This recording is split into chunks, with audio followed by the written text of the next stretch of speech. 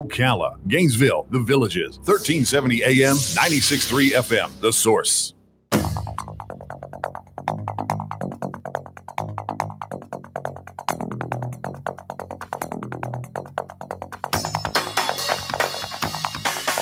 All right, 25 minutes before 11 o'clock. Thank you for tuning in. I was looking on Facebook. I think one of my nephew's sons, that would make him my great nephew. Yes. I believe he's getting his pilot's license. Oh, how cool is that? That's pretty amazing. Yeah, we've got some. It's like 6 teeth, right? For those who don't know, one of the owners of WOCA, Dan Martone, is working over there at Ocala Aviation. So I think he's involved with the teaching. Maybe he's even a teacher. I don't know. He could be.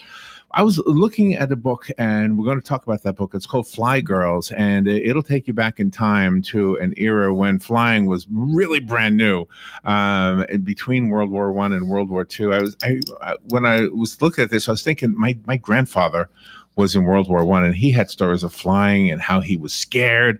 And I can imagine what it was like. They used to race. Do we still do races with planes? I don't know if we still do that. At the air shows. They race? Actually, they have the air shows, and they've got the Blue Angels, and they've got all those exhibitions, and it's really cool. Okay, let's find out about this.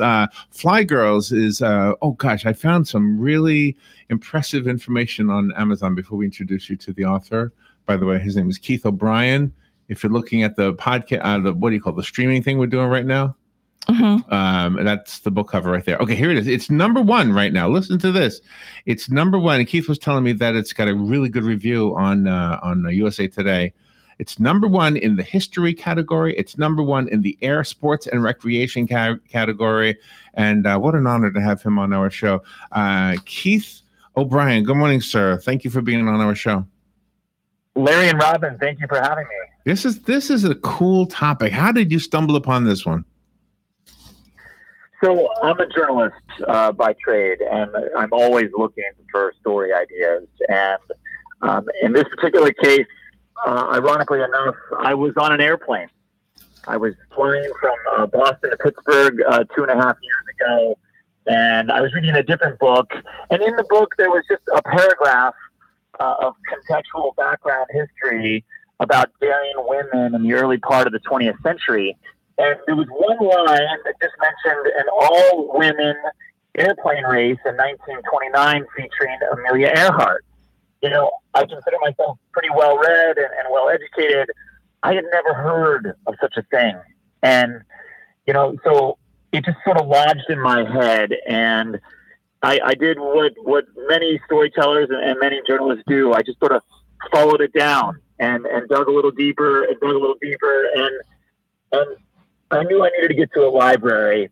And by the time I was in a library, living in the old microfilm, you know, immersing myself in the stories of the day, you know, this amazing story really emerged, and I realized we had forgotten this entire world, and we had forgotten these characters. I wonder why this happens. I wonder if it's because men in general want to make sure everybody knows what they've done. I've told Robin this before. I've said, when you do something amazing, I'm talking to Robin, when she does something amazing, she doesn't stand around and admire her work. But if I cut the grass, I'm going to stand in the doorway for an hour, and I'm going to say, look what I did. Maybe that's why. Maybe women need to be a little bit more, get the word out and be proud of what you've done, right? You know, it is sort of mind-boggling. You know, when we think about women in aviation in the 1920s and 30s, when we think about those women today, we tend to think about one woman, Amelia Earhart. Right. By herself, she was alone. And the fact is she wasn't. You know, in the time that Amelia flew, she was shoulder to shoulder with other women who were also flying. And they formed this small, scrappy squadron in the sky. And each of them was brave. Each of them was bold. And arguably, some of these women were even more skilled in a cockpit than Amelia was. You know, in the last 85 years, we have forgotten almost everything about these other women. You know, we've forgotten, you know, their battles and their losses. We've forgotten their friendships and their rivalries. And my story, this book, Fly Girls, really is the story of an ensemble cast. This coterie of women who were rivals, but also friends. You know, they flew together, they raced together, and when one of them would crash, as inevitably they all did, they would be at each other's bedsides. You know, they would be there for one another. Wow. It's, I hope, a powerful story. So in their world, in those years, obviously things were not equal for women. So when they crashed, did they have a man in their life? It could have been a father, it could have been a husband, who basically said, look, you're done. You're not doing this anymore. Did that happen? No. You know, there were critics. There were critics, certainly, and newspaper reporters, absolutely, who would criticize the women. You know, specifically, you know, it's worth pointing out, you know, men crashed planes all the time in the 1920s and 30s. And men died in airplanes all the time in the 1920s and 30s. But when they did, when these men would die in the air races or in some daring flight across the ocean, they would be heralded as heroes. At times they were given grand tributes right there on the airfield with 21 gun salutes and flybys and the ashes scattered from the sky. When women died in the same way, you know, in air races or in daring flights, they were criticized, they were belittled. They often didn't get even the most basic, decent human respect. And that to me is really infuriating, you know, especially knowing how much these early female aviators sacrificed, how much they gave to do the thing they loved. So was that a motivation for you writing the book, or did that realization hit you while you were writing the book? It hit me early on in the research. You know, I'm not an aviator. I'm not an aviation geek. You know, I'm a journalist. I'm a storyteller, and it was reading the old stories and the old newspapers and living in microfilm where I realized just how much these women had to fight through. You know, how much adversity they faced. You know, entrenched discrimination and also the deaths of their friends. And still they kept flying and they kept going. And in the end, you know, they would triumph. They would beat the men in one of the greatest and most celebrated air races of them all. I enjoyed the story of Ruth Nichols. I thought she was pretty amazing. She was very, very spunky, the personality, I thought. Yeah, she was. And, you know, people have forgotten Ruth Nichols. But, you know, in 1931, just objectively speaking, she was the most accomplished female aviator in this country. She had eclipsed Amelia Earhart to claim that title of most accomplished female aviator in this country. And, you know, it was Ruth Nichols who would set off first in an attempt to fly solo across the Atlantic Ocean, to be the first woman to fly solo across the Atlantic Ocean. Ruth Nichols would make this attempt this flight 1 year before Amelia would. And, you know, were it not for happenstance and bad luck, you know, we may remember Ruth Nichols today and not Amelia Earhart. And she also had a friend in Louise Thaden. It seemed like Louise tried to keep up with her, but Ruth always surpassed her. Yeah, Louise Satan and Amelia Earhart and Nichols really formed the core of the story. They were truly friends, and Louise Thaden and Amelia Earhart in particular may have been the best friends that each of them had. You know, these women at times were the only other ones who could truly appreciate what they were going through. You know, the only ones who could understand the barriers they were trying to break down. The only ones who could understand the kind of discrimination that they faced. You know, in 1928, there were 30 million registered female voters in this country. So essentially adult women in America, 30 million. Out of that number, less than 12 had a pilot's license on file at the Department of Commerce in Washington. Wow.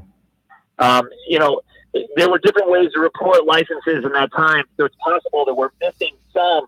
But the fact remains, if you were a woman and you were a pilot in 1928, you represented a fraction of a fraction of a fraction of this population. You were a true renegade, a true radical. Tell me why there's a character in the book. Well, I don't know if character's right when it's a true story, but there's a person in the book, Cliff Henderson, a man, and he has a change of heart. What happened? Why did he change his mind about helping the women? Cliff Henderson was the promoter of the air races. He gets his start in 1928 when he's tapped to be the promoter and director of the national air races that year in Los Angeles. And Cliff Henderson will do a very good job at making the 1928 air races the most successful air races in American history. And he would do it in part by building an airfield just south of downtown Los Angeles. It was a bean and barley field at the time that they plowed over to turn into an airstrip. And today, it's interesting to note, we know that airfield by 3 letters. It's LAX. Oh, wow. Oh, my gosh. Really? Yes. So Cliff Henderson, he makes the air races a modern affair. And in 1929, he creates an air race for women, the first air race for women, a transcontinental race flying from Santa Monica, California to Cleveland, Ohio.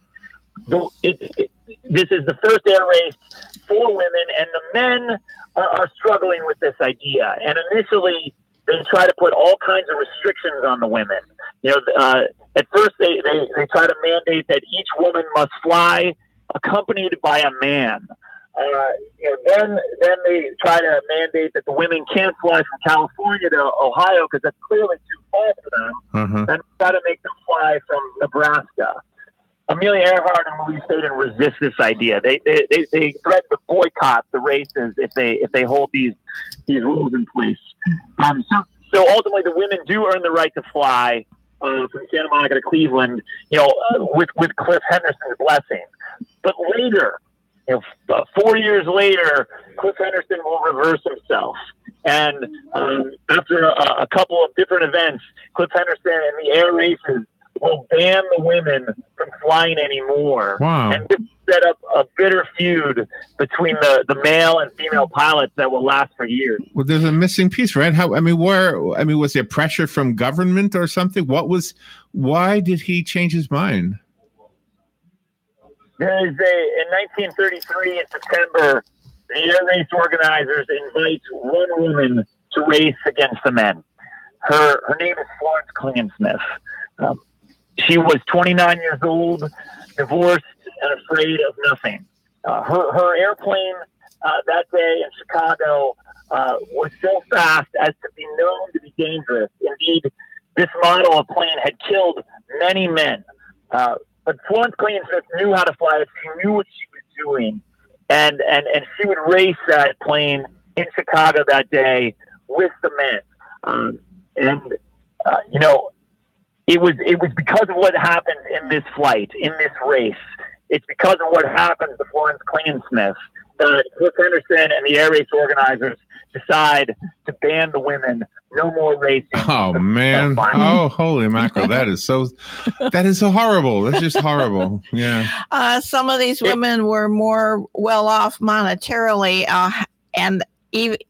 but during that time, even if they did come from wealthy families or if they were married and their husbands had a good job, they still weren't entitled to the money. How did they support their love of flying? I mean, the planes needed maintenance. They needed fuel. How did they do this? Planes were very expensive. Fuel was very expensive. And it's important to point out, much of the narrative in this book in Fly Girl takes place during the Great Depression. And so it's a very difficult time to be flying or to be racing airplanes. Women typically got planes through sponsorships. A plane manufacturer would sponsor them and either give them a plane or let them borrow a plane for a weekend of races. plane manufacturers didn't do this out of the goodness of their own heart all the time.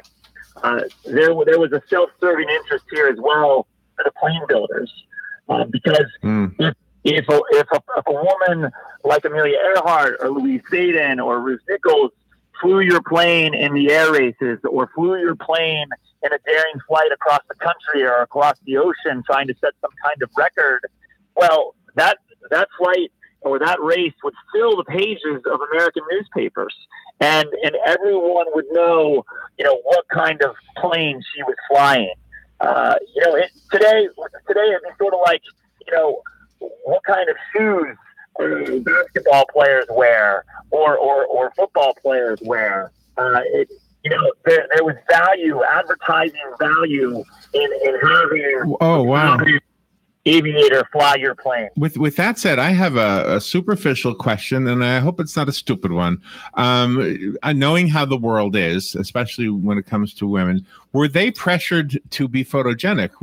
I don't know that men who fly airplanes are ever pressured to look good for the camera, but I'm looking at all these pictures that you sent us. I mean, these women all look really like good-looking women. Mm-hmm. Was that something they were pressured to I don't know, dialed it up for the camera? I don't even know how to ask it without sounding offensive. These women were absolutely pressured in that way. They faced expectations and pressures that the men themselves didn't face. But there was also a flip side irony to all that. A lot of these men were very flamboyant and would wear blue uniforms of their own making, or would wear waxed mustaches on their faces, or would, in some cases, fly with a pet lion on board. Oh, wow. To draw attention to themselves. To all need to draw attention to themselves. And when they did that, they were heralded again as sort of gladiators of the sky. Yeah. But when a woman would show up on an airfield, looking dashing or pretty or looking flamboyant, the press would often criticize her for appearing that way. Oh my gosh! The same kind of criticism that the men themselves never face. They can't win, right? Hopefully, we've learned our lessons through history. The one thing I'm wondering, I mean, you really have a passion for this. I mean, you really are helping us understand another thing in our history that we cringe at, because we know in our hearts that we really made a mistake on this one. Was that kind of the intent, or is it more than that? It wasn't the intent. It's just something I believe. Yeah. I've been living inside this story for 2.5 years, researching and writing this book. And it's impossible to write about these early female aviators without appreciating everything they had to overcome. And, I'm obviously not a woman, and I will never understand women's issues in the way that, say, my wife can. But I'm married to a strong, independent woman. I was raised by two strong, independent women, my mother and my grandmother. And my hope here is, and my feeling really from the beginning has been, this isn't just a story for women. This story is for everyone. It's for anyone who's ever been told, you're not good enough. You don't belong here. I love that. Yeah. And for anyone who's ever stood up to those kinds of naysayers and pursued their own dreams anyway. And I think that's something that anyone can understand. That's a human condition that we all understand. Oh, I love that. I mean, oh my gosh, that's why I love Rocky. And did when Louise Thaden went across the country to do the air races and things, did she take her children with her? She did not fly in the races with her children. Her first child was born in 1930. Her second was born in 1933. And that really did make her the rarest kind of aviator. She was not just a pilot. She was a mother. And so she did fly with her children and would sometimes fly her children to a certain city, but she never would have raced with her children. You know, as a mother in particular, Louise really began to appreciate just how dangerous this pursuit was. And it did change her. It did change how she flew. And I think parents today can certainly understand that. You know, anyone who's ever had children knows that that you change your life when you have kids. You make sacrifices. You at times sacrifice your own personal ambitions or career goals for your children or to be with your family. And, you know, you don't need to be an air racer or a pilot from the 1920s or 30s to understand that. Yeah, I love this. Robin and I help judge a video competition at the local schools every year. And the one of the genres, I guess, is book reports. They'll do book reviews. And if any of those teachers that run those programs are listening, at the beginning of school, I know you're just giving out these assignments. Assign one of the kids the book report on video of Fly Girls. It'll not only help spread the word about that women can do anything just as a man can. I think you're just contributing to history. I think there's a whole part of history that we need to learn, and you're contributing to that. Well, thank you, Larry. Yeah, I do hope that through this story and this book, that these women will be recognized and will really take their proper place in this history. Yeah. And not just American history, but certainly the history of aviation. Keith, I promised before we went on the air that I would give you some time to talk about websites and also if there's a link to the USA Today review of the book. Sure. So anyone who's interested in learning more about Fly Girls can check out the book's website. It's pretty simple. It's www.flygirlsbook.com. Again, flygirlsbook.com. There's an online photo gallery there that's really cool. There's also a video trailer, a short video trailer for the book that utilized old film footage that I was able to dig up. That really helps bring these characters back to life. It's also available as an audiobook. Is it you? It's not. It's read by an incredible narrator named Aaron Bennett. He did a fantastic job. It's available in ebook, audiobook, actual book, any way you want to read it. Well, I'm getting it on audiobook. I'm ordering it right now. I have the actual book here. Somebody, I guess you sent it to me, Keith. Call me if you would like it. This is a big book. It's getting rave reviews. It's called Fly Girls. If you call me right now, 622-9622, I'll set it aside for you. But there's only one, and I can tell you that you can buy it on Amazon because I see it there, and it's getting really good reviews. So call right now and I'll put you through and you'll be able to get the book. Keith, you make sure I give you you gave all the websites we need to give out. Is it HMHCO? Is that right? That's a publisher's website. That's publishers? Okay. Yeah, that's the published by Houghton Mifflin Harcourt. The flygirlsbook.com is a great place to go. You can also follow me on Twitter at Keith OB. That's my Twitter handle, at Keith OB. Okay, well, I can tell you that the line's lit up, and I feel bad. I can only give one away, so let me pick one at random. Good morning. You've got the book. Who's this? My name is Marcia. Marcia, and you know where we are, right?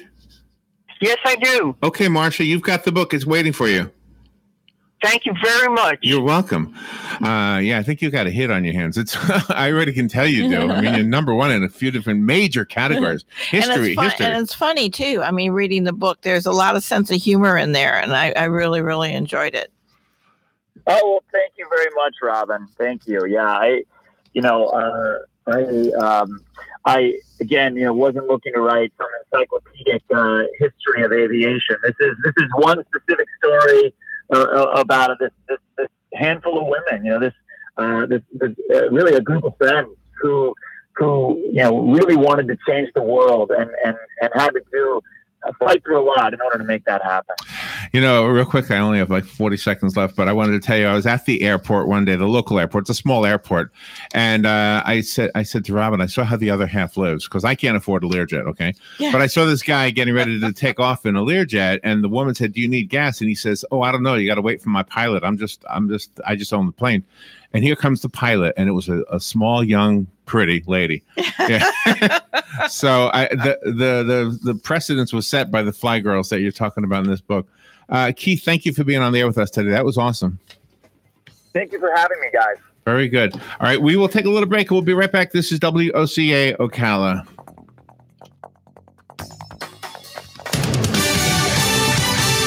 Fox News Radio. I'm Chris Foster.